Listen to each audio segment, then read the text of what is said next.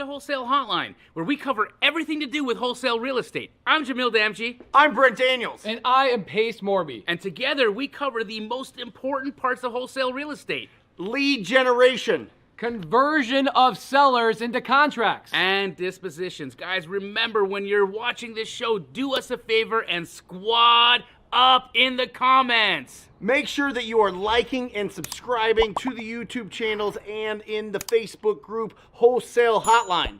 Most important, we want to know we're doing a great job for you and helping you build your business. So go give us a review on iTunes and or Spotify. So squad up and enjoy the show!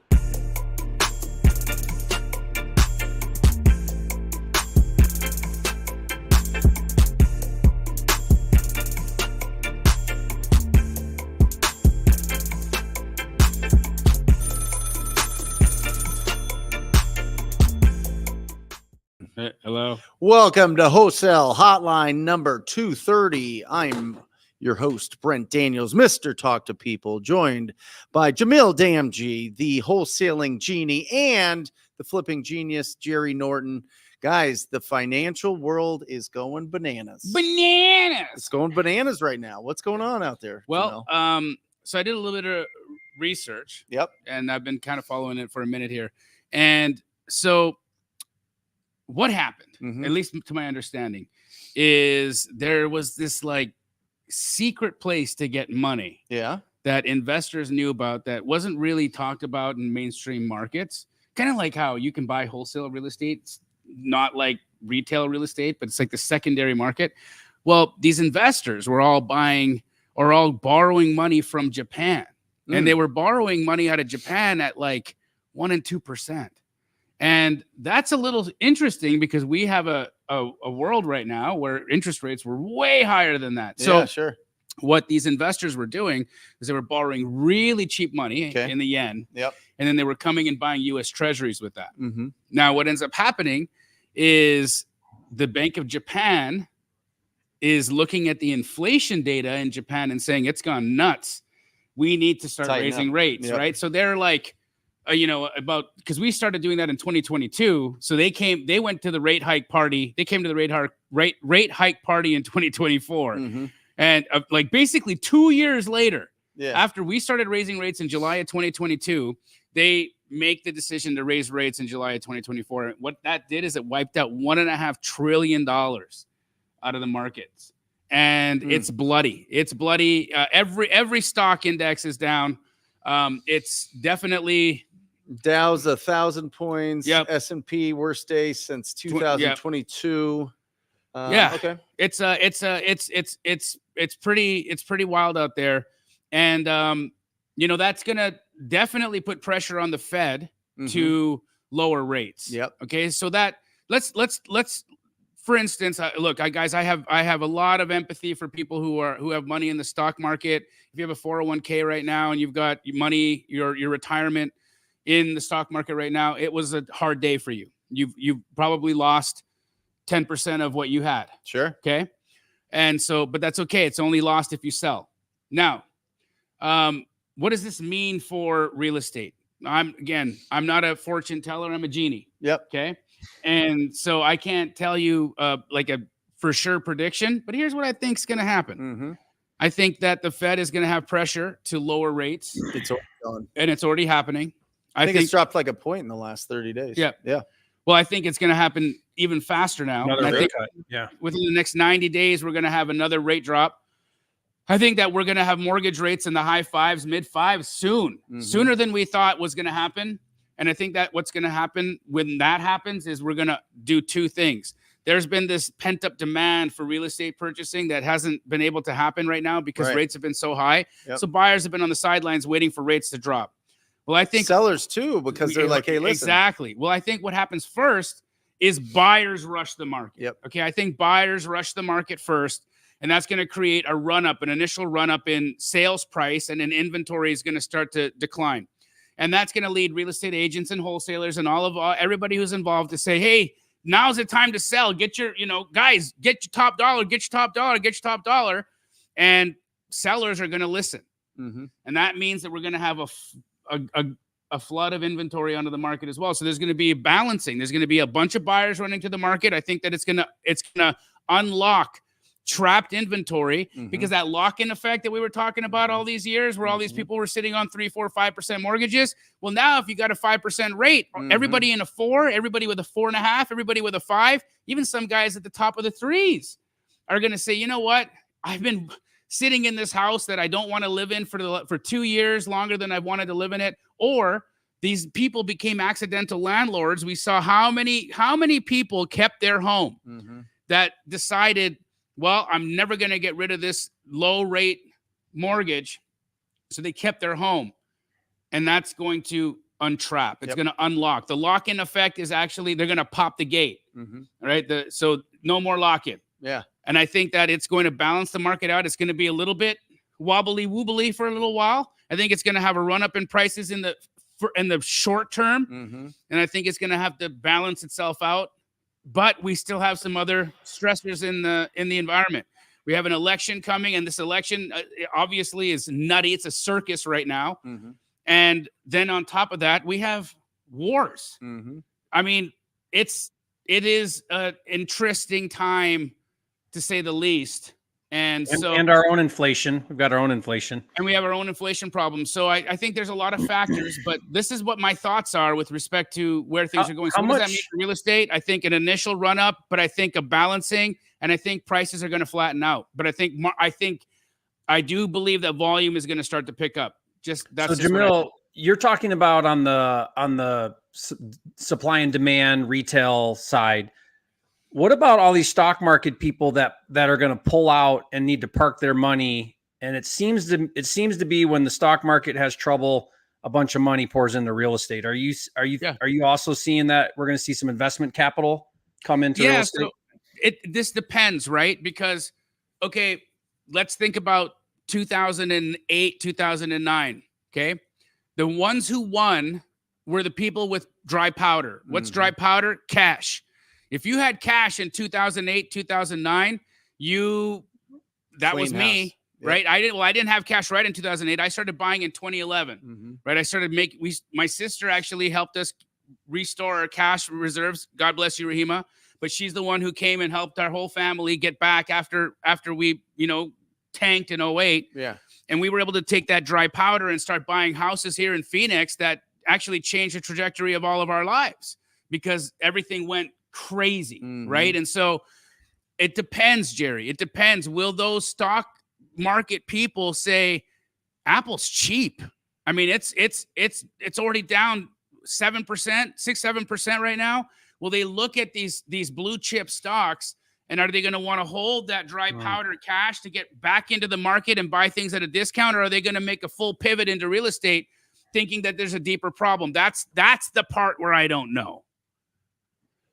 Yeah, and I think for people that have those 3-4% interest rates, it feels a lot easier to get into a 5.5 than it did a 7.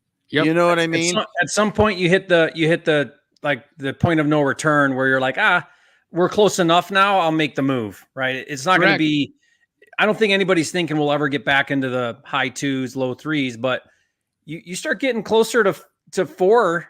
You're hitting 5s, and people are going to really take a look at that.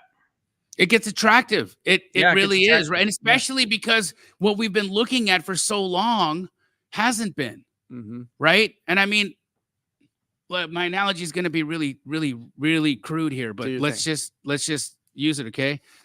Right? It's like you've been in jail for 2 years, and all you've been looking at is dudes, and then they pop your lock. And you're out in the world, and there's girls there. What's up? Right? And so I think there's a chance that everybody's going to look at the world and be like, yeah, this house looking pretty attractive to me right now. Let's see if we take this move here and get out of this house and get into that new one. I don't know. What do you think about that? Yeah. Yeah, about anything's going to look good, probably for some. Yeah. I think that's a great analogy. I mean, there is for me, I think I want to have some language that's like, I don't know. Hey, if you're pulling your money out, come on over. We'll take you. You know what I mean? Like I got projects. You want to lend some money on something that's got backed by an asset.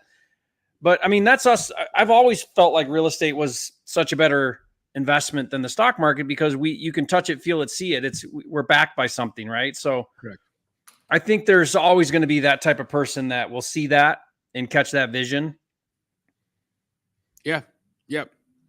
Let me also give you guys a bit of insight from the wholesale perspective. Yep. One of our last few weeks leading into today, been a little bit slower on the sales side at Keegley. Mm-hmm. Not terrible, but slower. Today was insane. The phones were blasting. They were going. People were buying. Is that also like August though? I feel like in our a little market, bit of seasonal. July because is people went back to school. Kids went back to Right. school this week, right? So people were, but it's a perfect storm, right? Kids are back in school. Investors are back out shopping. All of a sudden, they're seeing evidence of a rate drop coming around the corner. Yep. People in real estate know a rate drop means that there's going to be an increase in buyer demand. And so it really did create a really good day for us at Keegley today. And I was happy about the sales. I mean, I don't know, I think it was like 8 houses today. Awesome. Just in our corporate store in Phoenix. Yeah. It was great. What we've seen a decrease in the size of our assignment fees in the last 60 days or so. Yeah, that makes sense. And what we're finding from talking to our cash buyers that are doing flips, which is where we get a bulk of the inventory that we go after, the uglier the house, the better for us. They're giving concessions every time to the buyers. So buyers are really demanding concessions, which eat into 1 to 3% of the purchase price when they go to flip it. So they're being tighter with their numbers, much tighter with their numbers. Yep. So just something to understand there. When the interest rates go up, to offset that, giving concessions to buy down the rate a little bit or pay some of the closing costs really helps to really grease the wheels of those buyers that are going in for those properties that are being flipped. So just something to think about there and be real aggressive with your negotiations. I would agree. on the buy side. Yeah, for sure. Be aggressive with your negotiations. Hey, look, use today as ammunition. Okay, because it was a great story in the news cycle for real estate buyers today. Okay, it was a great, and I'm not talking on the wholesale side, the flip side. I'm talking about when we're working with real estate agents or we're working direct to seller, whatever that lead generation prospect strategy that you're using right now. Ask people. Been watching the news? Yeah. I mean, buying a house could be really risky for me right now. You know what it reminds me of, Jamil, is I don't know if you guys remember this, but like I'll never forget like the day COVID hit or whatever. Yeah. There was that one day where like all I did was watch the news all day and did nothing, right? And it was sort of like, what in the world's happening? Second day, I was like, okay, I better get to work. And what I did second day is I called all my lenders and I reassured them that I'm not going anywhere. I'm not bailing. I'm not walking. Whatever happens, I'm going to see my deals through. So that was like day 2. And then day 3 was like, I'm doubling down. Like I'm not sitting the sidelines. I'm doubling down. Whatever it looks like, I don't quite know at that point in time. I didn't quite know. But that was the smartest move that I could have done because I went right back into the trenches and got amazing deals, and come to find out the market blew up, which at the time, I mean, I don't know what you guys thought, but I thought the whole world was going to crash everything. Like all this was just going to be negative on real estate. There was so many Zooms of doom and gloom, and you it's better crazy. have a year worth of expenses put aside, and everybody was going that route. I mean, I was in my living room staring at a mountain of toilet paper, wondering what's going to happen next. Yeah.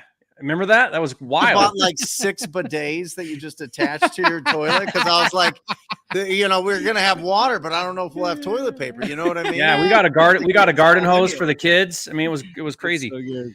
What do you guys think about getting closer to the election, though? Jason asked an interesting question. By the way, guys, today's show is all about question and answers. There's a lot of turbulence out there. There's a lot of distraction. There's a lot of things that are going to prevent us from going and actually providing value to the marketplace. So let's get rid of that on a Monday so that Tuesday through Sunday, we're out finding amazing deals. So bring your questions to us, and we're going to go through as many as possible. But this is a question that comes up a lot. You know? Yeah. So Jason Baca asked, do you think wholesale/real estate will slow down as we get closer to the election? Well, I've been in a few election cycles, and traditionally, yes, it does slow down a little bit. People get a little bit, they right when you get closer to November, right? Closer to November, mid-October, early November, right? Especially when there's like, is it going to be a close race? Is it going to be like, we don't know what's going to happen here now? If the conservatives feel that they have it in the bag, then there may be not so much of a slowdown in buying activity, right? But if we see some traction gained on the side of the Democrats, and it starts to feel like this might be a toss-up, then what ends up happening is you get people taking a step back and saying, I need to wait. And it's typically they'll wait for election day, and then they'll wait a week to 10 days after the election day to see how things have shaken up. If we end up having a Trump presidency, I think within a few days you're going to see buying activity go skyrocket. And I think that if it's not that result, it may be a little longer before buying activity kind of resumes. But Jamil, does it even matter in a wholesale real estate business? Does any of it even matter? Well, the question I have for both of you guys is, do you think that the cash buyers that you work with lean more Republican or Democrat? 100% Republican. Jerry? Same. Business owners. Yeah. So do you think if it gets real tight in the race, they're going to be more conservative? Absolutely. And I think that's what's going to create the jitters. I think mid-October, right? It's good. That's when, if it starts getting close in the race, mid-October, and I've seen it last time, right? I saw it last time when the election was happening, people were like, we're going to wait. And then when Biden won, it really slowed down for a couple of weeks. And then people were like, what am I doing? The president's never saved me. No. Nobody's ever come to my house and given me any help. And then they shake out of it. They snap out of the fear. They snap out of and they become self-determinant again. And they're like, I have to make my world. I have to make my reality. I have to make my future. No party is going to save me. And they get back to work. Yeah. Here's how I look at it though. Like in a wholesale business, when I first started for years in the beginning, I did Michigan was my backyard market. I still do a lot of deals there, but that was like my only market. And it's a very seasonal market. Like you have pretty brutal winters in Michigan. And I never timed my business based on season. Right. And my mindset around it was, yeah, it's true that there's less buyers in the dead of winter. Who wants to go look at a house in sub-zero weather? Like people aren't buying then. That's true. But there's also a whole lot less inventory for people that are doing that. So the existing buyers that are in the marketplace are high demand buyers. So I just did my thing. I didn't really pay any attention to what time of the year it was.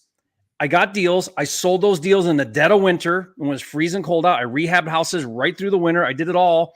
I never actually paid any attention to that. Whereas a lot of people I think they put way too much into that. If you're wholesaling, then, I mean, what's your biggest fear? You're going to get stuck in a deal? Well, you're not really in the deal. What's going to happen? Cash buyers are going to go away? Well, maybe, but so are a lot of wholesalers that are also sitting in the sidelines. So then you just leveled it back out again. Like my point, I think, is stay in the game, adjust, pivot, be aware of it, pay attention. Like Jamil's sharing with us these great ideas about what's going on. Pay attention to that, but don't sit the sidelines. Like, just don't sit the sidelines. Figure out what you got to do, but don't sit the sidelines. That's the worst thing you can do. Jerry, 1,000%. So take what Jerry said right now as your foundation, okay? What no one is saying right now is stop, wait, hold. No. Yeah. What Jerry's saying is you have to take the information that's out there right now, take the sentiment that's out there, gauge the temperature of where people are, and adjust your negotiations accordingly. When we start to see that cash buyers are tightening up, it's time for you to go to work on your negotiations, because understand that they're feeling the same pressure in the retail market. And you can have these conversations with real estate agents, and you can have these conversations with sellers, and you can say, guys, it is not what it was. And so based off of where we are right now and the craziness that's going on in the world, my offer is $50,000 less than it would have been when I called you the first time. You should have sold it to me back in March, but you didn't. So what are we doing? Are you going to wait for the market to drop even more, or are we getting under contract today so that you lock me in? Because I'm making a risk here, and I don't know how long I can do that. So you got to use this temperature as an opportunity and a negotiation strategy for you. But that's the beauty of wholesaling. Wholesaling, you make money on the up. Wholesaling, you make money on the flat, and you make money on the low. Always. Yep. Always. That's the beauty of it. Yeah. Good market, bad market, flat market. We still have to talk to property owners. We have to solve the problems that people have with their properties. And what I find is when the buyers get tighter, the sellers loosen up. Big the time. Sellers are the ones that are feeling the sellers. And vice versa. We're hearing it all the time, Jerry. We're hearing it before this election thing goes crazy, before the wars go crazy. I'm selling these properties, right? I'm getting rid of these properties. I'm getting rid of these properties. So there is a balancing act. What I will say is when it gets closer to the election, make sure that you're not lazy on your dispo. Don't be lazy selling your deals. You might actually have to call up your cash buyers and ask them if they saw the deal that you just put out. Yeah, you might have to do that. I think to add to that too, I mean, honestly, guys, in a wholesale business, none of this matters what you and I think. It matters what our buyers think. So if you stay close to your buyers, wholesaling is whatever the buyers will pay less my fee. That's wholesaling. Whatever the buyers will pay less my fee. Are the buyers paying more right now, less right now? What are the buyers doing? And so if you don't have close connections with buyers in your market, if you don't have relationships with buyers, they don't have to be the buyer that buys every one of your deals, but you can call up buyers and be like, hey, what are you doing right now? Where are you at? Are you sitting the sidelines? Are you buying? Are you aggressive? Are you buying deeper? Like, where are you at? That's how you get a pulse on your market at a macro level and a micro level, is stay close to your buyers, and whatever they do is what we do. We just mimic what they're doing. If they're going to pay more, great, we can pay a little more. If they're going to pay less, we got to buy a little less, right? That's it. That's our business model. Whatever buyers are doing, less our fee. That's it. I mean, that's why, guys, at the end of the day, you know, you're going to see a lot of portfolio holders, people who've been holding on to a lot of rentals right now. There may be some anxiety there, right? Because again, we don't know. We don't know where things are going to be. If you're holding a bunch of flips right now, there's a likely anxiety there, right? But I can tell you what wholesalers don't have right now: anxiety, because we watch, we observe, and we make moves based on what's happening. It's the most present form of real estate investing that exists, because we get to live in the now. We don't have to live in the future. We don't have to live in the past. We live in the now. That's why wholesaling rocks, because you can be present. And because of fee income. Correct. Fee income in markets where there is uncertainty is how you stay in the game.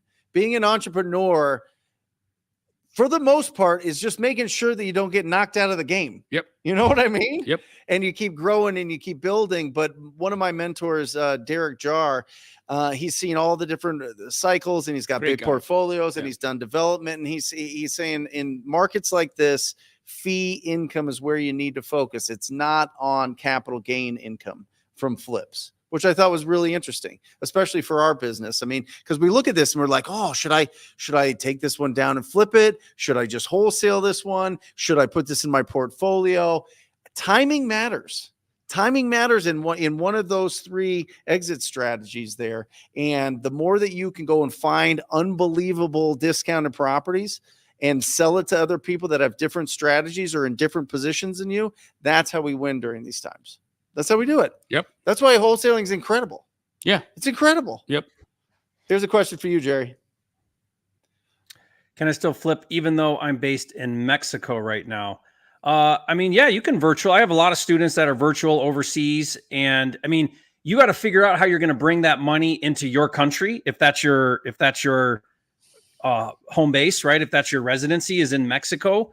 I don't know that. You'll need to talk to how that's handled, but you can live anywhere in the world and find and wholesale deals in the US. You just have to figure out how you're getting compensated for that when it's time to send, where are they sending the money, right? So that's the only thing you got to figure out. Yeah. And I mean, you know, you flip houses in the United States from Puerto Rico. Or you're doing all kinds. I mean, but you are a flipping genius, but still you manage to do that. And you're not doing small little deals. You do big deals, right? So you can absolutely manage these types of things. You just got to be organized and you got to be efficient, and you have to have people on your team that you trust. Boots on the ground.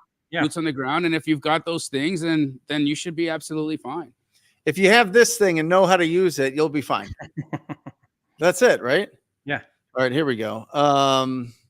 How to incentivize, Ed asked the question, how to incentivize a real estate agent of an expired listing to help you reach the seller to pitch subto? Why would you go to the real estate agent to do that?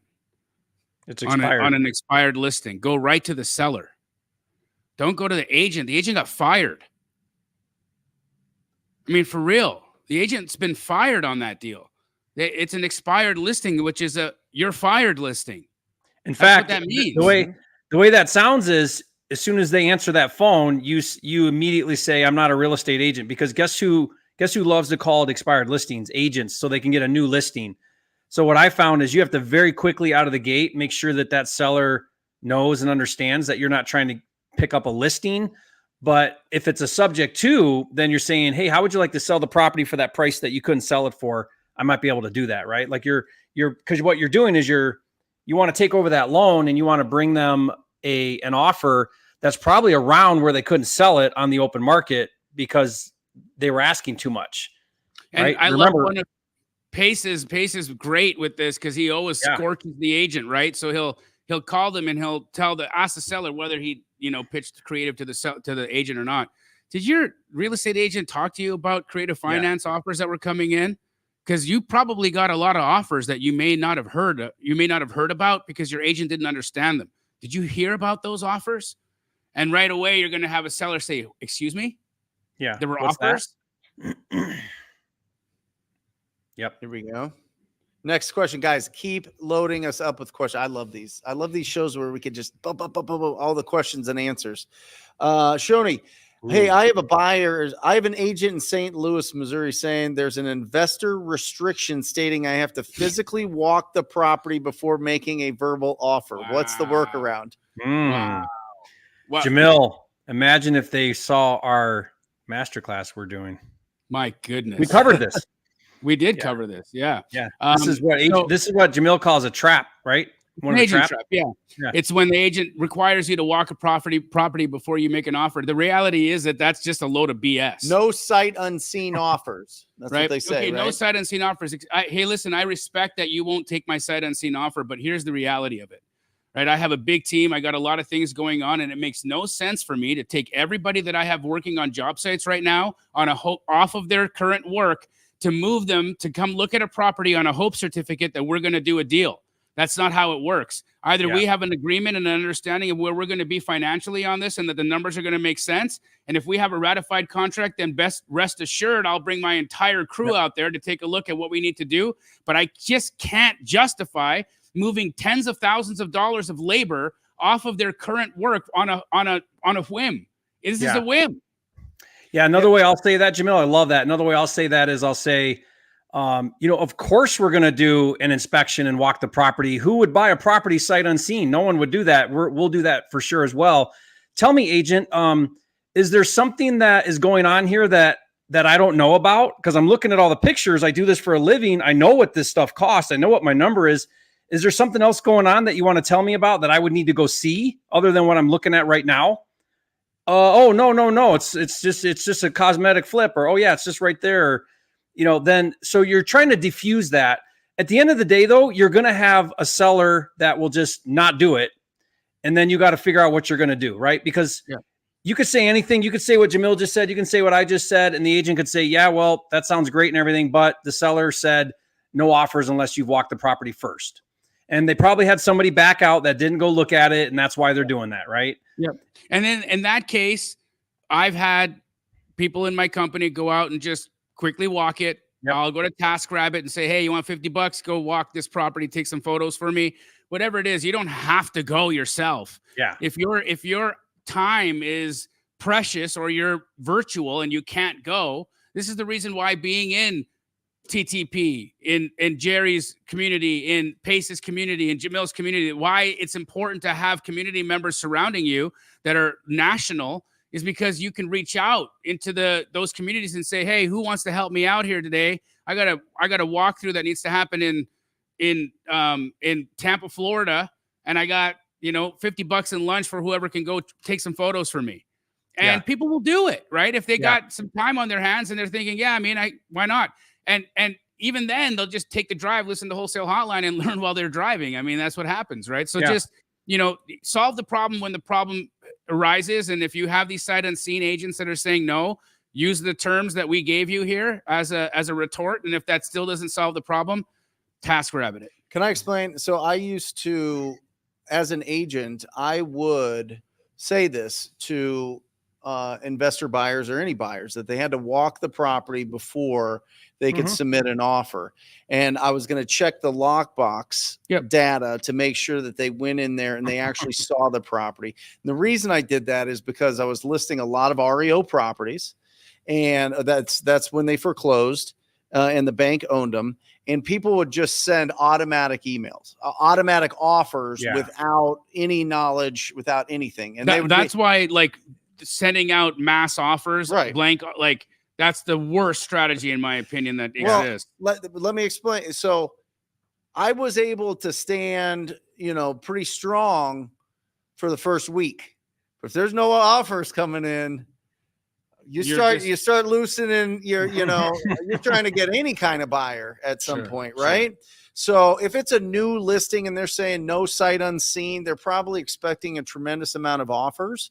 If they get disappointed and their expectations are not met, I wouldn't be surprised if they allow you to just submit your offer sight unseen. If you have a good conversation like Jamil and Jerry are talking about here, explaining that you understand what's going on, you're a real buyer. A lot of the times when we're working with real estate agents, you have to make them feel comfortable that you know what you're doing, because you really talk to, as a real estate agent, you really talk to a lot of people that are just throwing stuff out there because they watched a video or whatever else. They saw somebody on Instagram do it, and it's just shenanigans. Right. And it clogs up your day, and then you're running around, and you don't want your sellers feeling too confident if there's no real offers coming in, but there's a bunch of fake ones. And so it's a balancing game. It really is. Big time. Yeah. Actually, go ahead. Yeah, I was just gonna say, one cool hack strategy that I'll do with this is, oftentimes if you'll waive your inspection, then it doesn't matter anymore, because if you're putting down a significant earnest money, then they're like, okay, well, if you're gonna give me non-refundable earnest money and you're not gonna go look at it, okay, we'll sign. But I won't actually do that in the way that it sounds, because when I say that, from the moment I say that until the moment that agent writes and emails me that offer to DocuSign, I know that's going to be a couple hour window for that to happen. And the minute I agree to that, I've got on speed dial 3 guys in that market that can be there in 10 minutes because I got good boots on the ground. Right. Now, this only works if you can get someone there right away. So then I get someone there, they walk the property, and I got my head around the deal. I've actually seen it now, right, through my boots on the ground. And if for some reason I'm off, then when that offer comes in, I'm going to call that agent back up and say, hey, I got your offer in my inbox. I know I said I was going to waive inspection, but between our conversation 2 hours ago and now, I sent my guy out there, and there's this, and this problem that you didn't tell me about, that I didn't see in the pictures or whatever.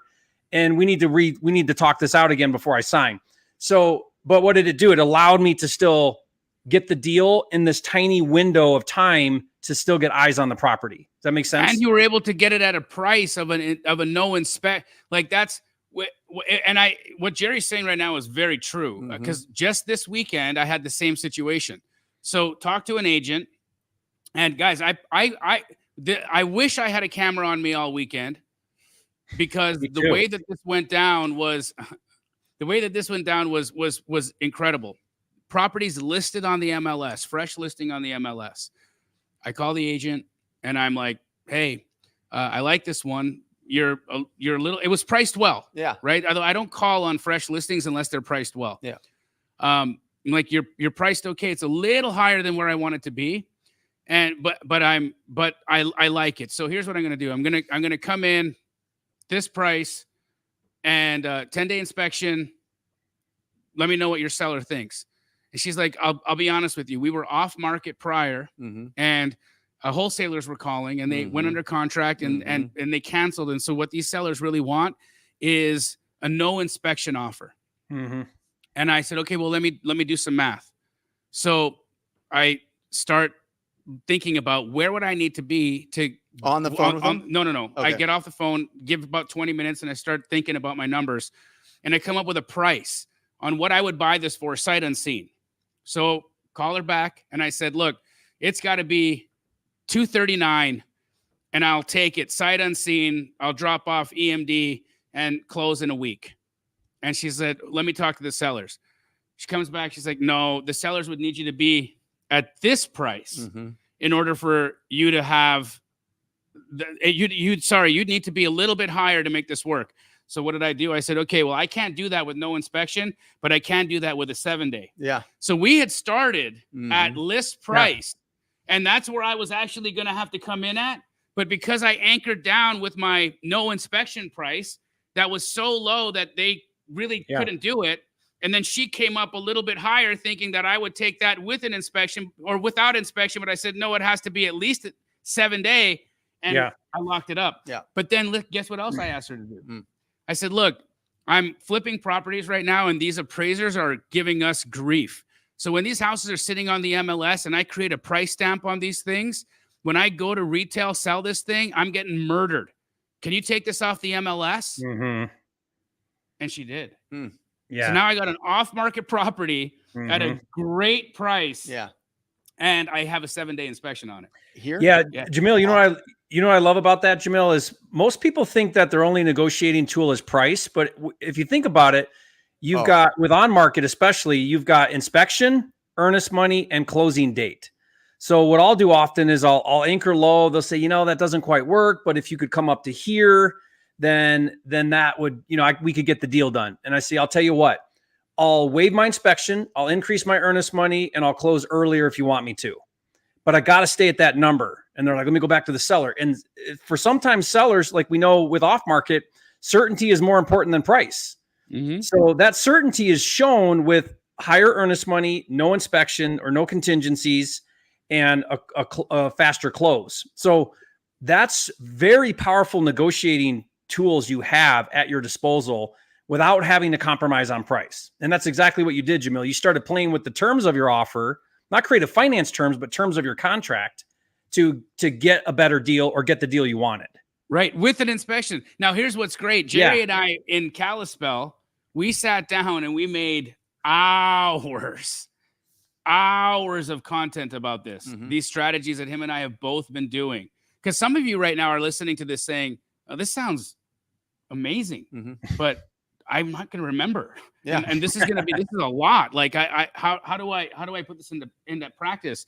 Jerry, when's that first episode dropping? We're shooting for, we're in production on editing. I think we're shooting for end of the week or early next week to start rolling those out. Yeah. It's a whole masterclass. It's dope. It's something else. Awesome. So anyways, I just wanted to wet the whistle here for you guys and give you a sneak peek. One that Jamil, I got to tell you, I had a little bit of a selfish. I learned so much doing that with you. Likewise. I learned so much from you. So it was awesome. I loved it. So good. Here's when we got a real smoking hot deal and we're competing with somebody else, the other guys that run TV ads and to push them over the edge. What we love doing is, hey, listen, are they giving you earnest money? Yeah. How much? 1,000. Okay. What if we gave you 10,000? Yeah, that's pretty good. What if we gave you 10,000 and we released it right now? Yeah. Pushes them over the edge every time. Wow. Every time. Because it's like, man, every time I get 10 grand of that money right now. Right now. Right. And think of all the problems I could solve right now. Right now. I could get into my next house. I could all the things. Listen, this isn't going to be held by the title company. This is going to be released to you. Let's talk about securing that, Brent. Yeah. So what do you do to secure the 10 grand against, a seller doesn't come to the closing table to sell? What are you doing? Are you recording anything on there? We haven't had to. I mean, I guess if we had to, we would put a memorandum of the purchase agreement on it, but never had to. And are you putting that 10K through title and then having the title company release it? So it's being credited towards price. 100%. So you're documenting this through title. Title is now, they were in receipt. Now they know. And then are you having them sign the deed right then? Like No. You could. I know. Yeah. I know. I have it go through. I mean, title's going to handle everything, right? So, and usually these are going to be 10 to 14 day closes. These are going to be things quick anyways. We're going to close on and hold on to them and do a post possession typically of 2 weeks or 30 days. And then once it's vacant, then we'll put it out to our cash buyer database. But just that extra little part, right? That, hey, listen, we actually have 10,000 to give you right now. It'll be released to you as soon as we get this opened up escrow. How many houses are you buying like that? You're just coming in. It doesn't have to with a kneecap the kneecap offer. That's only if I have to. Okay. That's only if there's other offers, or if the seller needs the money like right now for stuff, right? And they're really bad at making decisions, or they kind of they're like, oh, I'll solve this problem at some point. You know what I mean? So we kind of we just had that. We just had that happen. I released a video breaking down this deal this past Friday, just a few days ago, and what happened was it was PPC lead, came in at 50,000, smoking deal. We're at the kitchen table on appointment, literally in 20 minutes from when the lead came in, right? And we're like, let's sign at 50. This is a great deal. Seller says, I got to be in California tomorrow for a cancer treatment. Damn. And I need money like right now. I need money right now. So we ended up giving him 10,000 in cash. My acquisitions guy did this. He didn't even ask. He went and got 10,000 cash. I don't know where he got the cash from, because this is like a Friday right before Memorial Day weekend. He robbed 7-Eleven or whatever he did. He comes back with 10,000 in cash. He gives it to the seller for a $20,000 price reduction. So 30,000 price, 10 cash now, and a promissory note for the other 20, and had him sign a quitclaim deed. Yeah. So when I found out about this, I found out about this later, I'm like, oh my gosh, this is crazy. We don't know if there's clean title. We don't know what's going on with this. Why in the world did we do this? But, and it all worked out. I mean, there were some issues on title, but there were some code violations and stuff, but ended up being like a $62,000 deal, wholesale deal. But that urgency is what Brent's talking about. When someone's got this massive urgency, then releasing some cash right now today can get you a really good deal. Yeah, obviously make sure that the seller actually owns it, right? I wouldn't do it the way we did it. Don't do it that way. Do title. You know what I mean? So it's the real estate fraud has gone a little bit nutty. Dude, it's a woman showed up at my house on Friday with a suitcase. What? I'm not kidding you. A woman showed up to my house on Friday with a suitcase, and she started pressing the buttons on the keypad. And my daughter went, because she was out in the living room, and she opened the door. She said, "Can I help you? I rented this house on Airbnb." No.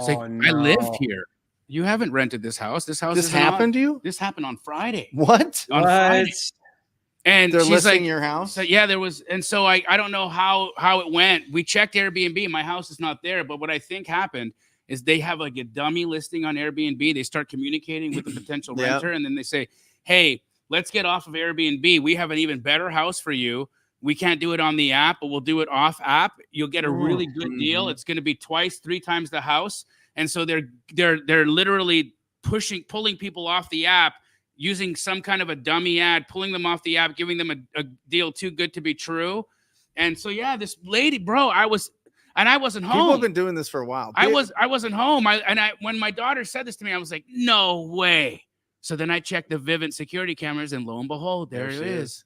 With her suitcase. Oh my gosh.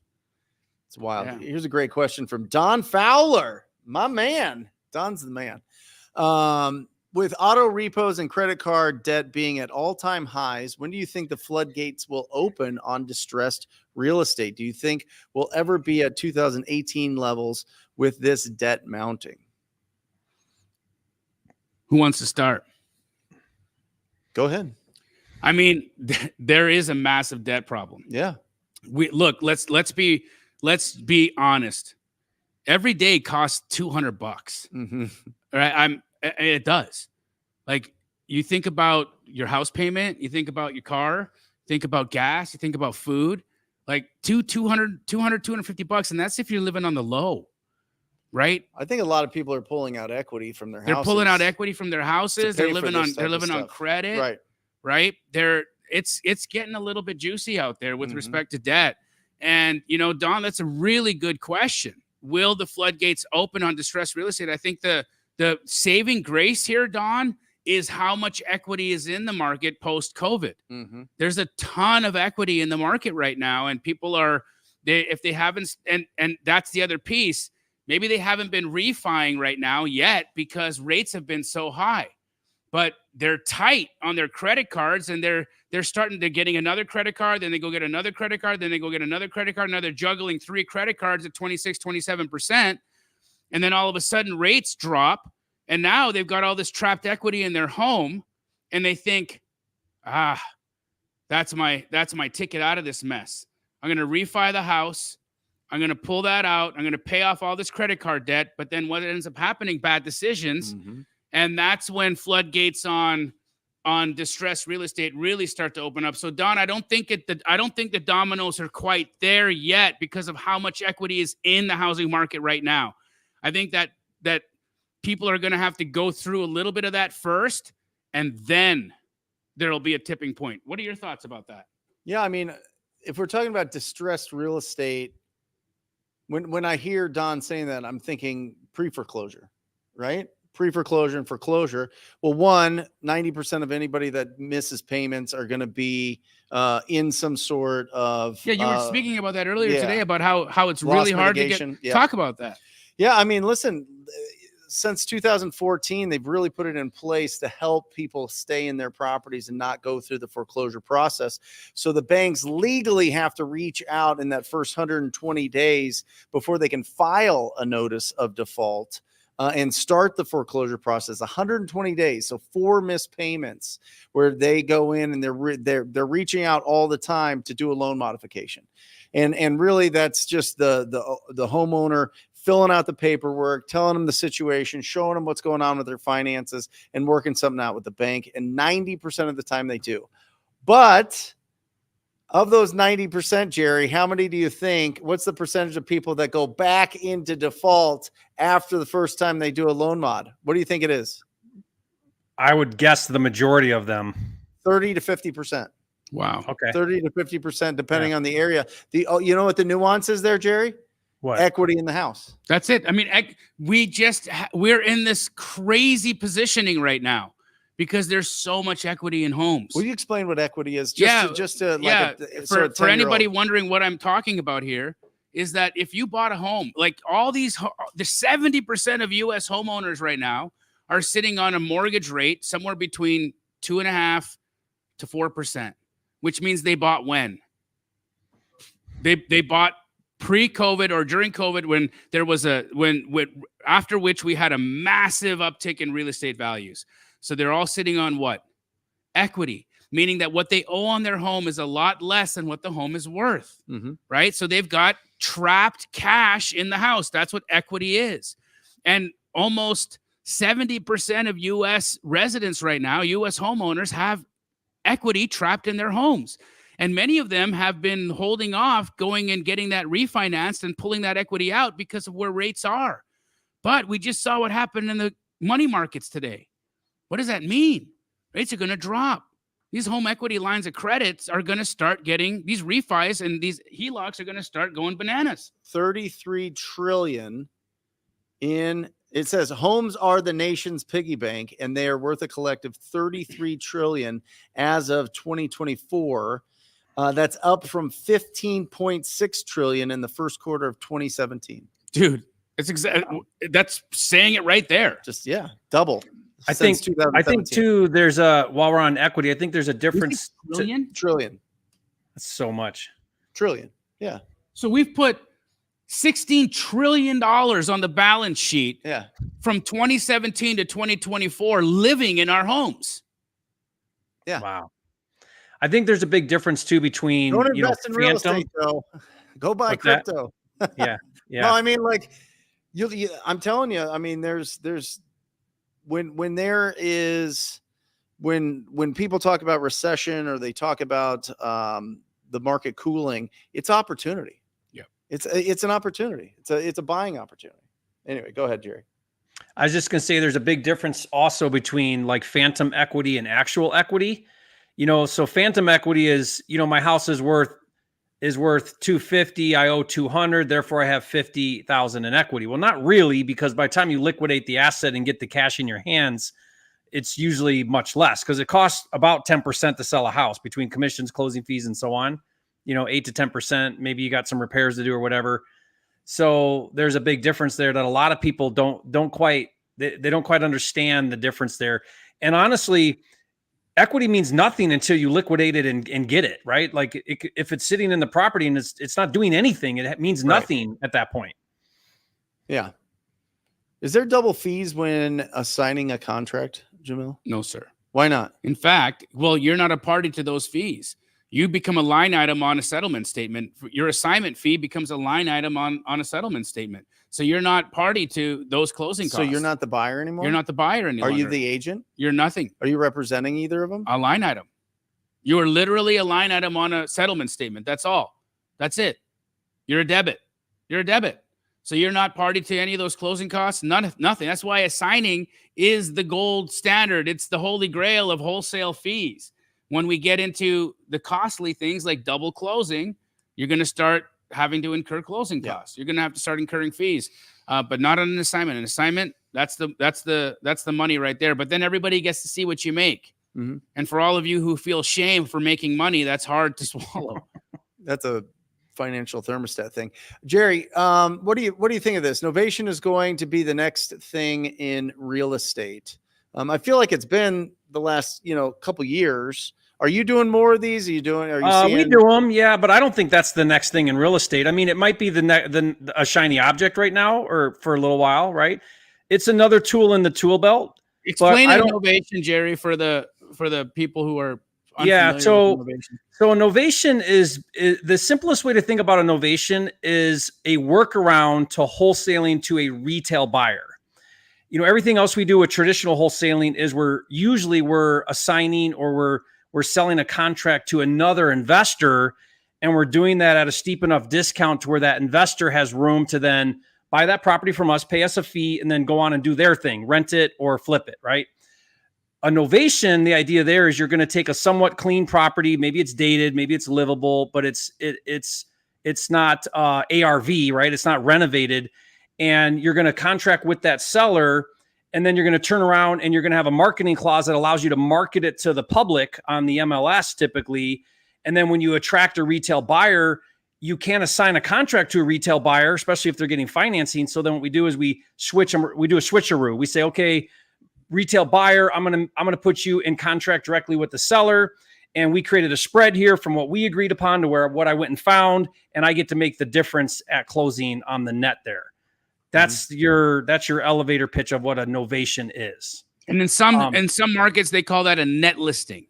Net listings, which are allowed to do and not in some places and not allowed to do in other places. The reason why I don't think that's the future of real estate is because novation is getting lumped in with traditional wholesaling, and that's falling into regulation. So in time, novations will get regulated out of. Well, and these, an assignment is cash. Yeah, it's a cash purchase by the buyer. Novation is typically with a conventional loan, which is awesome, but we go after ugly houses. Yeah. I mean, I don't know what to tell you. Get financed. You can't get financed with those either way. So there's always going to be cash buyers in the marketplace that are looking to find the best deals. The best deals are going to come from cash purchases. It is. That's just what's going to happen. Yeah. I mean, that's what does happen. So it's just really important to understand that if it's a dated house or it's livable, you want to do a novation, live your life, do your thing. You know what I mean? But I agree with Jerry. I think that there's going to be more and more. I think the real estate agents are going to even feel that those are more egregious than wholesaling. You know what I mean? Because we're really stepping on their toes now. Oh my God. Right? Because we're acting now when a real estate agent gets their boxers in a knot over the fact that they feel that we're competing with them.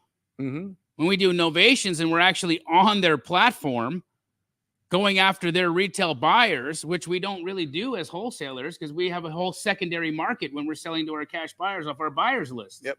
But when we're on their MLS, it is now stepping on the toes. Yeah, I actually saw novation, the word novation in a regulation for the first time ever where it was listed, and that was Alabama. So Alabama passed a regulation, and in there it says, the assignment, novation, and then it says something like, or other similar methods. So it actually listed the word novation, though. It's the first time I've seen that in regulation. So I think we'll start to see that more. Boom. Chris asked, what's up, y'all? I have a question. If I have an agent write the offer to the seller, do I need to have them put in the assignment of contract clause? Well, depends on the state. For instance, in Arizona, every contract was assignable or is assignable unless otherwise stated. And so in the golden era, we didn't have to even have and or assignee in our contract name. We could just write our buyer name and we could assign the contract based off the statute. Since then, regulation has happened in Arizona where now if you are going to assign, you need to disclose it in your disclosures. And so maybe not even in the buyer name, but at least on the seller or the buyer disclosure, you're going to say that buyer is an investor in the business of buying and selling real estate for a profit. Buyer may assign the contract, fix and flip, or buy to hold at buyer's sole discretion. That's my golden. Yep. That's my golden statement. So again, for those of you guys taking notes, the golden disclosure statement, and I love it because it gives a gamut. It runs the whole gamut of what could happen as an exit strategy as a real estate investor. So we write, buyer is an LLC in the state of Arizona in the business of buying and selling real estate for a profit. Buyer may elect to assign contract, fix and flip property, and or buy to hold property at buyer's sole discretion. And now what it does is it explains to our seller that I'm an investor and my goal here is to make money. I might select any of these exit strategies and you're agreeing to understand that. That's it. So for me, that is the best way to put in the assignment of contract clause and for everybody to be aware that as a business, I'm here to make money. But what business isn't? Unless it's a nonprofit. I mean, to me, it just seems and sounds pretty common sense. And I feel like when sellers read that, it also sounds common sense. Because it's almost like saying buyer is an LLC in the business of buying and selling property. Well, why else would an LLC buy my home? A lot of them tell us. They're like, well, I know you're going to do really well on this. I just got to get rid of it. Yeah.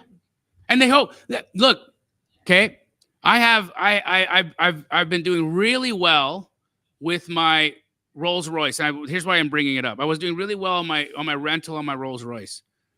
But when I looked at the cash flow between the Rolls Royce and my Cybertruck, my Cybertruck is smashing it. For the amount of money that I paid for it and for how much it's bringing in, it's just stupid what kind of cash flow I'm getting out of that truck. It's a great car. And so today, Auto. I made the decision. I think I'm going to get rid of the Rolls because I don't drive it. It's not my jam. I don't really enjoy driving the thing. That's not me. I like my Bronco. You know what I mean? I'm that guy. And when it's not rented, it sits in my garage. And so what did I do today? I called the vehicle wholesaler and I said, hey, selling my Rolls, have at it. So what's he going to do? He's going to go and he's going to find a buyer for me and he's going to make money on it. And I know he's going to make money on it. And I'm going to say, good job making money on it because that's what business people do. Yeah. Right. I'm going to get back what I needed to get back out of it. I did what I needed to do. I saved money on taxes when I needed to save money on taxes. I cash flowed that thing while I had it. And now it's time to let that thing be somebody else's baby. See ya. And someone's going to make money in the process. Good. Jerry, you want to take this one? How do you find out the value of an infill lot with multiple lots in it that have been approved to be subdivided by the county already? Okay, so, when we talk about flipping land, there's a couple things. You could get a piece of land, turn around and try to resell it for more. You could do some value add, which in your case, you're going to take a plot of land and you're going to subdivide it. We call that make them, get it paper ready. And that's a process, right? So you got to go through zoning, you got to get it all done, but that's a value add play because you're not going to touch any of that until you buy the lot and own it. Now you're going to do stuff, which could be clearing, could be subdividing, could be whatever, getting permitting, getting plans done. I've done that before. So there's levels of things you could do, just like with a house. I could buy a house and wholesale it. I could buy a house and trash it out and then sell it. I could buy a house and paint the cabinets or replace the cabinets and on and on and on. You have to ask yourself, what's the best move? What's worth the time, energy, and effort? Should I buy it, get capital, fund it, buy it, spend the time to work with zoning to get the lot splits done? Now I just increased the value because now it's 3 lots instead of 1. A developer is going to want it or a builder is going to want that. And I could sell it for more. Like, it's just now you figuring out your analysis, just like anything. What's the best move for a deal? I think everything we do is situational. Given my business right now and what I have going on, is this worth the time, energy, and effort? What's the return on the investment? What's the time frame turnaround?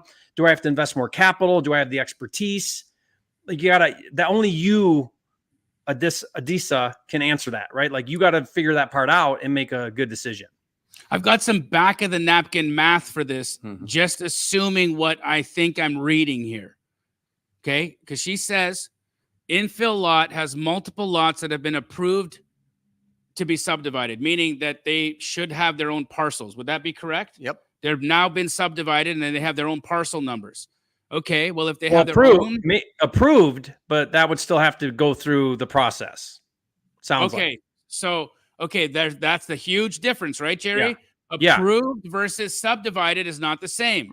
So if it's approved, that means it's still not done, in which case the value hasn't been added to the property. Now, if it is on separate parcels, if they are on separate parcels, here's how I would do the math. Okay, let's just assume that they have been subdivided and let's just say it's 1 lot that's been divided into 3 lots. What I would do is I would say, okay, what can I build on that 1/3 of a lot?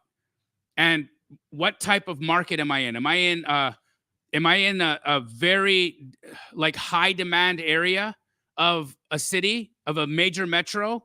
If I am, I'm probably at about 25% of what total. Depends on the zoning too. Depends on the zoning, but if usually it's single family, if it's single family, it's going to be 25% of what I can sell that final product for. If it's a high demand area, if it's not a high demand area, you're probably down at 10% of what that final product will sell for. So that's just very loose back of the napkin math. Nothing that I think you should be making bets on or going non-refundable on EMD. But this is assuming that these lots have been, or these splits have been approved and the subdivision has happened already, and that you have individual parcel numbers.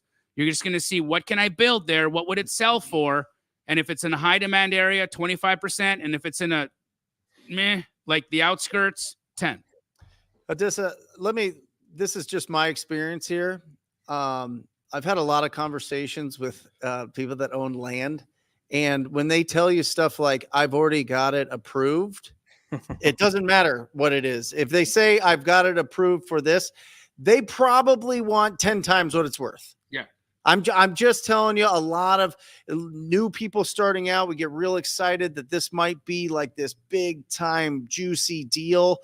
But landowners that tell you that they've gone through the process and got something approved are the most nonsensical sellers of all time. Well, yeah, because they think just because they've gone to the city and they've had. And what's approved mean? Does approved mean that they went to the planning and development counter, got a number, spoke to somebody and say, could I do this? And they said, yeah. And they're like, approved. Yeah. Yeah.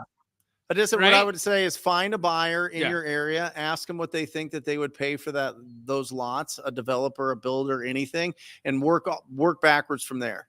If not, you're just going to spin your wheels and you're going to be doing all these different comps and you're going to be looking for different things and trying to figure out what's going on. And you could be way off from what buyers would actually pay. So just find somebody that's a developer and get a buy price out of them, work backwards. What do you think? Smart. Right? Yep. Definitely. And then because they'll be conservative. Of course. And then you can go in conservative and then you don't waste your time. Howard asked, Brent, would you recommend when speaking with a seller to get the purchase sales agreement signed on the call, or just send them to the email? I feel like trying to get it signed on the initial call might scare them. No, that scares you. Yeah, listen, Howard, it's an if-then question, and everybody watching this, you have to understand the power of if-then questions. If I can get you exactly what you want in this purchase agreement, I get you your price. I've got a good earnest deposit, so you feel comfortable moving forward, and we can close in 2 weeks, 30 days, whatever. Is there anything stopping you from moving forward? No. Okay. Then you're comfortable with me sending over this purchase agreement to your email. And as a professional courtesy, we're going to go through it line by line. So if you have any questions, you can ask it to me live. That way we can just get this going, and I can open up escrow right away. That's it. So then you're walking them through signing that right then. 100%. Now Howard, that didn't sound pushy to me at all. That sounded professional. That actually sounded like, hold on a second, you're going to go through this thing line by line with me, and we're going to talk through what this means, or we're going to know our roles and responsibilities here. Yep. I think that's actually a good thing. It's the best thing, because mystery questions in the mind of the seller will prevent them from signing. And so any moment that prevents them, I'm coming in. Somebody on my team, Jerry's team, Jamil's team, some of these guys, that next offer is coming in. It's coming in, and they're going to explain everything better than you did, and you're going to lose that. Time kills deals. Time kills deals. So if you can get them on the phone and fill it out while you're fill it out, sign it when you're on the phone with them, that is the absolute best. If you feel like they're like, hey, listen, I need to pray on it, I need to do all these things, I need to look at this, I need my attorney to review it, then you can change it up a little bit. But try to go through it as a professional courtesy. I think if you say professional courtesy, it's just something that sits well with sellers. Yeah. And they feel like you know what you're doing. Time kills. Yep. Go ahead, Jerry. Yeah, I was just gonna say, to add to that, I try to avoid using the word sign and contract. Approve. And I try to say approve and agreement, because sign and contract evokes my lawyer needs to review. Yep. Right. Legally binding is what people think when they hear the word contract. Sign means I'm now binding. These nuances, guys. Yeah. So I mean, that's a big difference between a direct to seller conversation and an agent conversation. Oh, yeah. On an agent conversation, we want to talk signing. We want to talk binding. We want to talk meat and Same with our buyers. business. Same with our buyers. Yeah. With our buyers, we say, I want you to sign this legally binding contract. That's what we say to our buyers. With our sellers, we say, this isn't, that, hey, with guys, sellers, we say, I want you to prove this agreement. Smart. Totally. That was super smart. Very smart. But just to kind of add a little bit to what Brent was saying about time killing deals, had a direct to seller deal, which we don't do a ton of, but we do a little bit of it at Keegley. Had a direct to seller deal. One of my reps had negotiated, and seller was all in. They said, we're going to do this deal with you. And they sent the contract over, and then homeboy went on a little bit of a vacation for a few days, right? Meaning it was the weekend. Yeah. Okay. Yeah. Well, guess what happened over the weekend? Monique Walker ended up calling that same homeowner. Done. And the homeowner said, well, what would you offer? And Monique came to my team. And again, it went through a different channel, because that rep went through a manager to get a number approved. Monique Walker came to me. Right. And my number was a little bit lower than what that one was. I was a little bit more tidy in the pants with it. And she like sent big deals. Yeah, she sent over the contract. I signed it, and I actually stole the deal from myself today.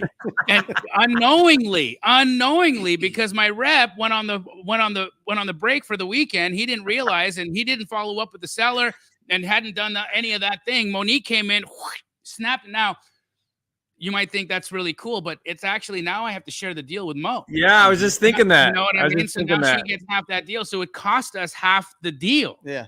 Right. But she had it. She was ready, and she got that seller ready. And my guy let the weekend happen. You want to hear a crazy story? Yeah. So my acquisition manager, Ryan, is doing a great job, built incredible rapport with this property owner out in Apache Junction. And he's like, I'll come right over. We'll get the agreement approved. And but I gotta run. He had to like pick up his kids or do something. Maybe it's a different appointment or something. And he gets to the house a couple hours later, and she's like, "Oh, I already signed." And he's like, "What? What do you mean?" She goes, "Yeah, I signed with Ryan." He goes, "I'm Ryan."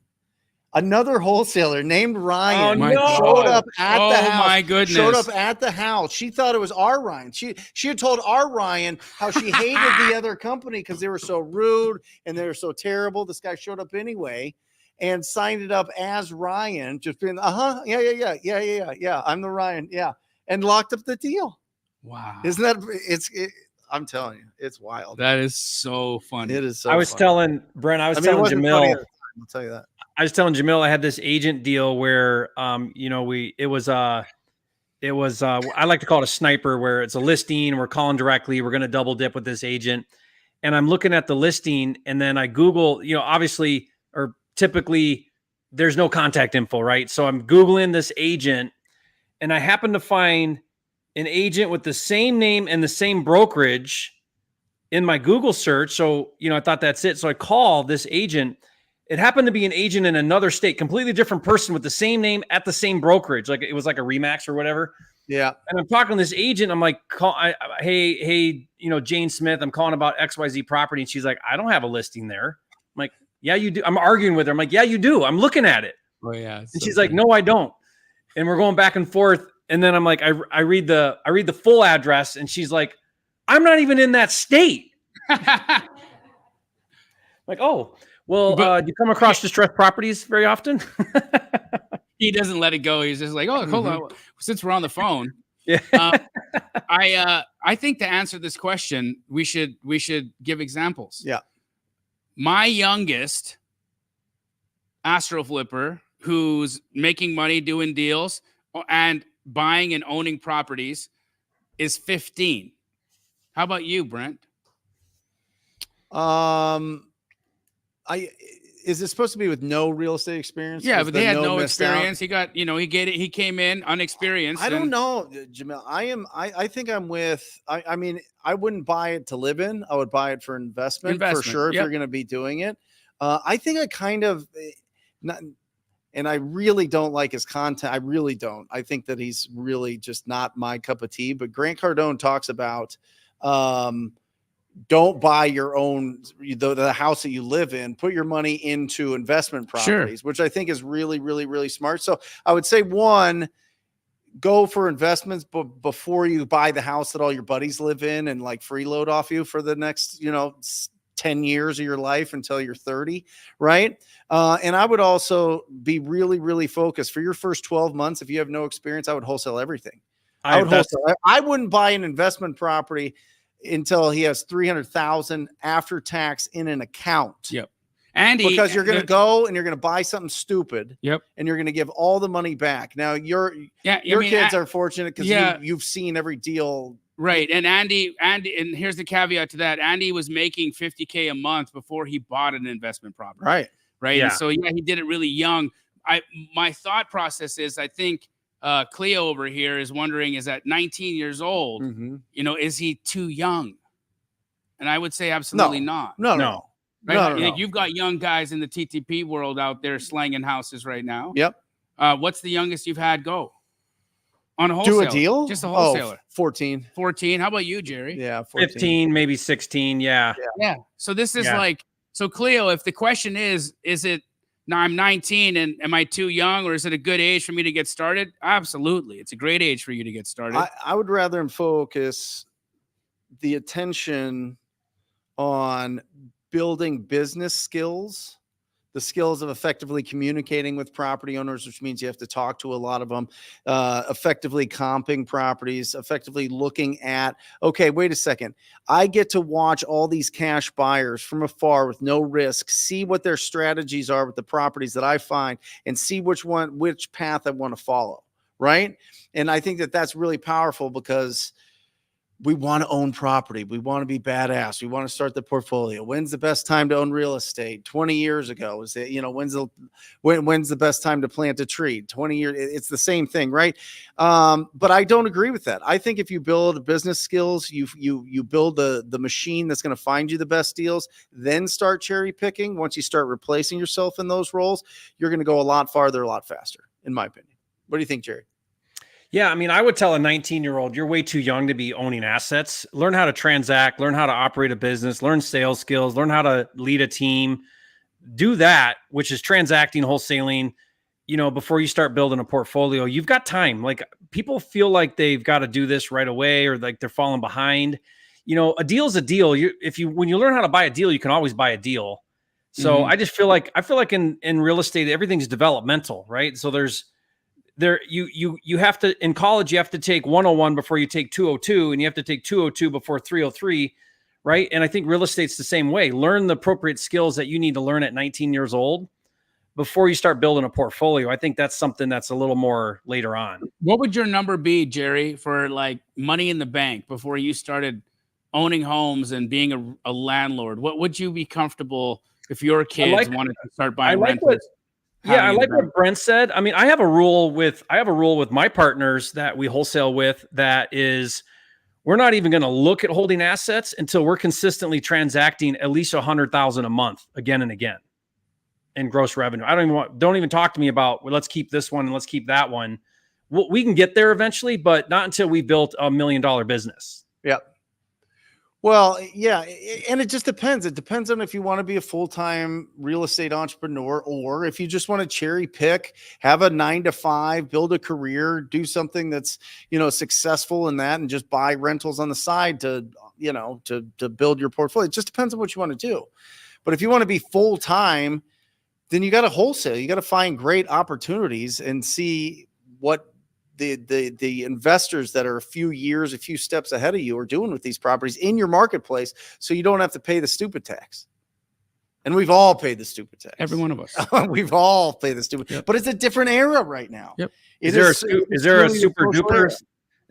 duper stupid tax? That's the one. Yeah, there is. It's called flipping a house on a television show. That's it. Oh, because it doesn't make money. Is that why? No. I mean, it's hard, right? Yeah. You got to go twice as fast as you would normally go. It's Overpay. stop, right? It's all kinds of things. You got to over improve. Yeah. Right. It's hard. It's not easy to flip a house on a TV show and make it work. And they don't pay for it. No. The network, right? He is doing it. There you go. Good. Keep finding great opportunities. You got to focus on building your skills of lead generation and then converting those into opportunities. And then you can figure out your exit strategy, right? 3 parts of it. We talk about it on the opening show every time. There's 3 parts: lead generation, conversion, and then exit strategy. And really there's 4 exit strategies, but really 3. There's you buy and hold it, you buy and flip it, or you assign it. The other one would be that you list it because you're a realtor, or you send it as a referral to a realtor. But really, when we're looking at it from an investor standpoint, are we going to buy and hold, or are we going to flip it, or are we going to assign it? And if you want low risk, assigning all day, every day. It's the best business ever. It's the best business ever. It's insane. It's insane. Nothing compares to a wholesale business. Which is why they're coming for it, because it's not fair. Yeah. That's why they want to put restrictions on it. They want people to be licensed, or in some of these states they want people to be. They want to shut down completely. I want to say that the audience of Wholesale Hotline is some of the best people. Mm-hmm. I've been seeing a lot of people from this community that have been doing what we've been talking about and taking properties down. My transactional funding company has been processing more transactional loans than ever, just so that people can come in and have the control of being able to take down that property and not have to worry about assignment clauses, not have to worry about any of this garbage with regulation, to be able to come in and be the buyer, close on the deal. And so I just want to commend you guys. I want to commend people that have been listening and taking action on it. Now, some of you are going to get into that point where it's not just going to be a transactional funding. You're going to do the takedown method like Jerry and Brent do more of. I do less of that than you guys do. Yeah. But the takedown method is pretty phenomenal, right? That's when we actually take the property down, clean her out, put her on the MLS, and get what's something that's interesting too, Jamil, just as a side note, we've been taking them down, putting them on the MLS after we get them cleared out. We make more from our cash buyer database than we do on the MLS. When we send it out, that's crazy, and not put it on the market, we make more by like 10,000, Jerry. People are willing to pay more off market. Off market. Yeah. Yep. People are willing to pay more off market. And when we put it on market, you've done a great job with this. We get 50 wholesale offers. Yeah, we do. Yeah. We get like an unbelievable amount because we do coming soon to kind of, gauge test it. And yeah. It's like, it's like wholesale. Like, yeah, it's a, that's probably saying something about your cash buyer list. Yeah.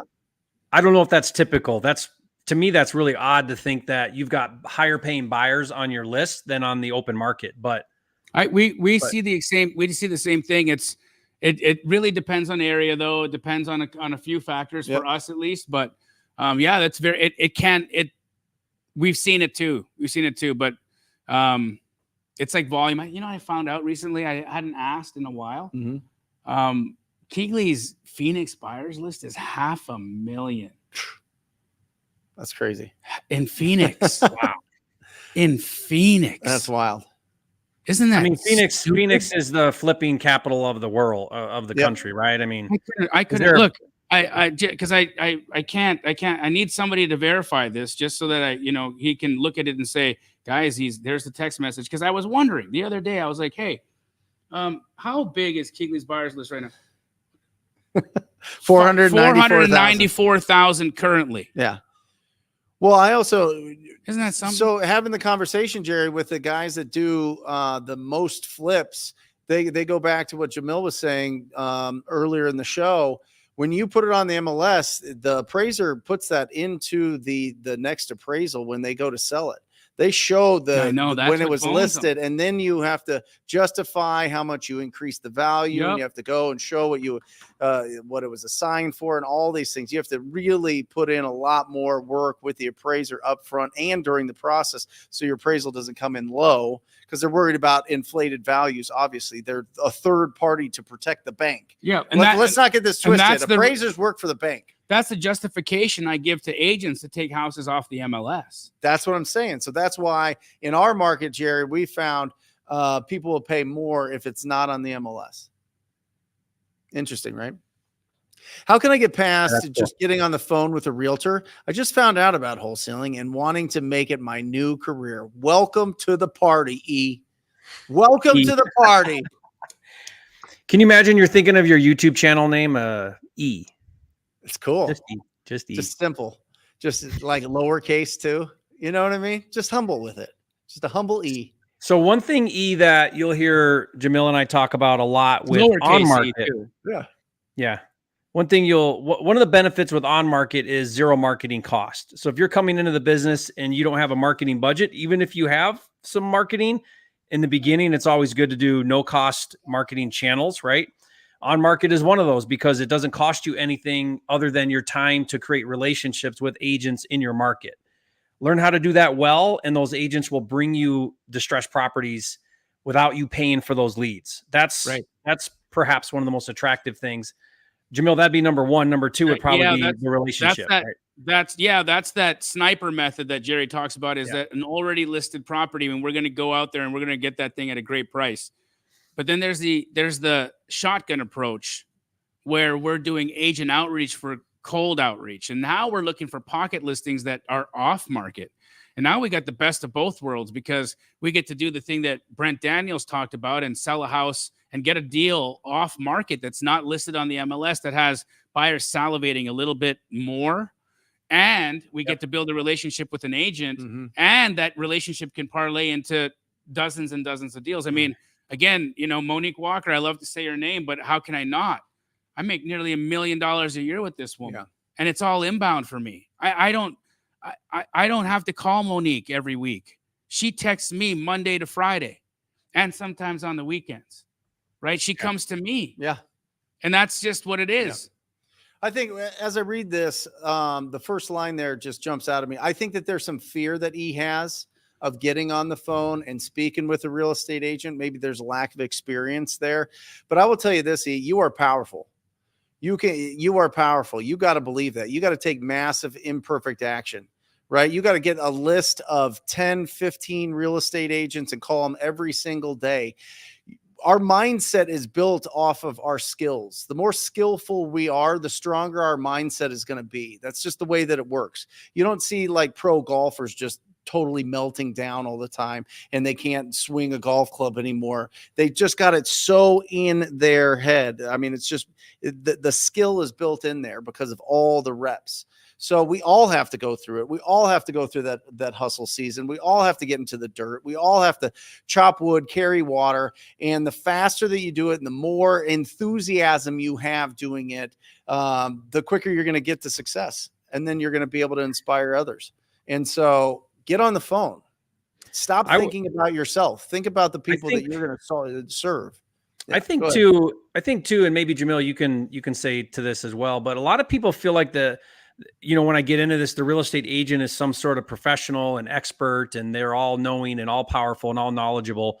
And what you'll find out real quickly is you probably know more than they do. At some levels, yeah, often, right? Because agents aren't even taught how to comp in licensing school. Yeah. They don't even know how to value property. And they don't know how to negotiate. Like most of the agents I work with, I have to coach them through the whole process. Like I have to tell them, hey, here's what you need to do with the seller. Here's what you're going to go back and do. Here's how we're going to handle this. Let me help you win with me. Right. They don't know most. Yeah. So and the only point of me saying that is don't feel intimidated because you're talking to a real estate agent. They're a person just like you. They're trying to figure it out. Most of them make a whole lot less money than, you'll make more money than them on 2 deals than they make all year. 90% of agents. It's like, it's not as scary of a thing as you think it is. But the thing is, Jerry, I don't think it's a rational fear ever. I think what ends up happening a lot of times, and the folks that are at least brand new, just getting started, the fear is not a rational fear. The fear is subconscious. It's a subconscious fear. You're scared because you're getting out of your comfort zone, and your brain is telling you that, hey, it's uncomfortable being in this position right now. Look, man, when you were just going to your work and working 9 to 5 and getting your paycheck, that's safe. We know where food's going to come. We know how we're going to pay the mortgage. Our wife's not mad at us. We've got all the things we need. I mean, you've got these dreams. Those are scary. Your dreams are scary. Change always hurts. It's very hard. And breaking through to the subconscious mind to reprogram an old code. I look at our brains like they're computers. And a lot of us are running on Windows 95 right now. Right? You got to get through and you got to rewrite new code. Actually, funny enough, on last Sunday, I did a stream on my YouTube about how to go in and actually reprogram your subconscious mind so that you can alleviate some of that pressure and some of the pain that comes and those unpleasant emotions that come. Yeah. Because that's what's happening is your body's just releasing chemistry when you're doing something uncomfortable. And that chemistry is powerful. It's very powerful drugs.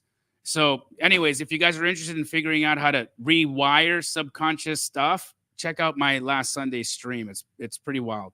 Jamil Damji YouTube channel. You want to finish this? This is a great last question. And then what size of an email list should we aim for? I don't think it's the size that matters.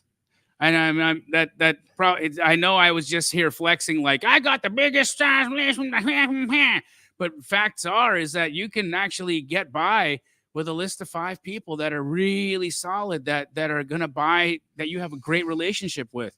It really isn't about the size, my brother. It's about the level and the depth of relationship that you have with your buyers and how you're engaging with them and what you're looking for and how you're bringing them opportunities. I don't think really going after a big size buyers list is what makes the most successful wholesalers. I think what makes the most successful wholesalers are the ones who focus on relationships. What are your thoughts? I don't know. I want to give them something to aim for so that it's not, well, I got this one buyer that buys everything and now he makes half. What would you say, 1,000? I would say shoot to find 100. And then you need to collaborate with other wholesalers and investors in your area and trade them your 100 for their 100. Now you have 200. Now you trade 200 for 200.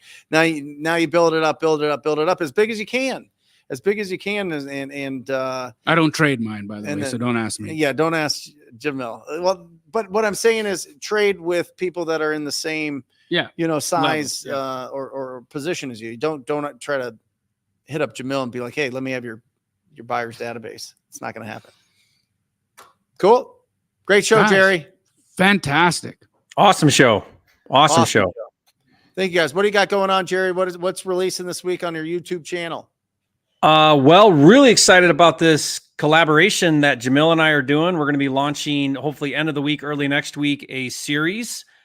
So you'll look for that on YouTube. It's going to be a agent masterclass that Jamil and I are doing. And we basically broke down the entire business model from beginning to end. And we're going to release that in a series of, I think, 5 or 6 different videos to start with. We'll keep adding to that playlist, but really excited about it. And we've got a little goodie in there too. So you guys want to watch that.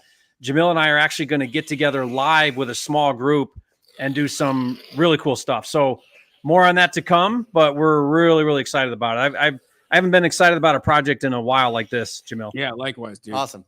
How about you? What do you got? Well, I'm doing what I normally do, straight out of Compton, Wednesdays at 1 p.m. Pacific, Sunday at 4 p.m. And I do my mindset live streams which have become super popular. I mean, I know I'm a real estate dude and you guys know me for wholesale, but I got hundreds of people that show up on these live streams.